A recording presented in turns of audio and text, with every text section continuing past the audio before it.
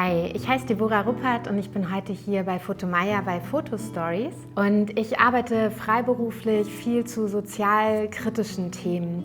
Und dieses Jahr im Februar war ich in Kenia, in Nairobi, und habe dort vor Ort in dem Slum Kariobangi mit einer NGO gearbeitet und habe dabei unter anderem Frauen kennengelernt, die auf der Straße gelebt haben.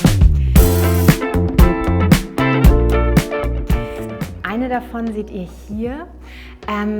Sie wollte gerne anonym porträtiert werden, deshalb sieht man sie hier nur von hinten und wie sie in den Spiegel schaut. Und ich habe dort verschiedene Frauen interviewt, die ganz ähnliche Biografien hatten. Und zwar sind oftmals die Eltern oder insbesondere die Mutter sehr früh verstorben.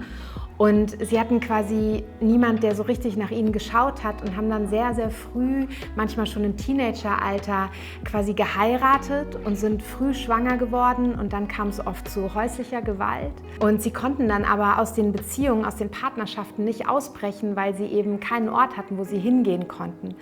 Und einzelne Frauen sind dann doch irgendwann ausgebrochen und haben dann mit ihren Kindern auf der Straße gelebt. So war das auch bei ihr. Sie hat 3 Kinder und sie hat dann diese NGO kennengelernt und dort gehen ihre Kinder jetzt in eine Schule, in die Ark School. Und sie selber hat ein kleines, ja, wie so eine kleine Hütte, da ist auch das Bild entstanden und dort lebt sie jetzt mit ihren Kindern und hofft, dass sie sich eine Zukunft aufbauen kann. Ich habe das Porträt gemacht mit der Sony Alpha A1 und mit dem 2470 Objektiv.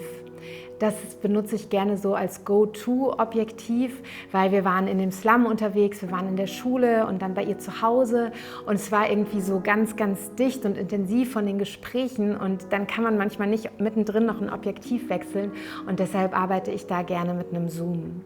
Genau, das war so die Geschichte zu diesem Bild.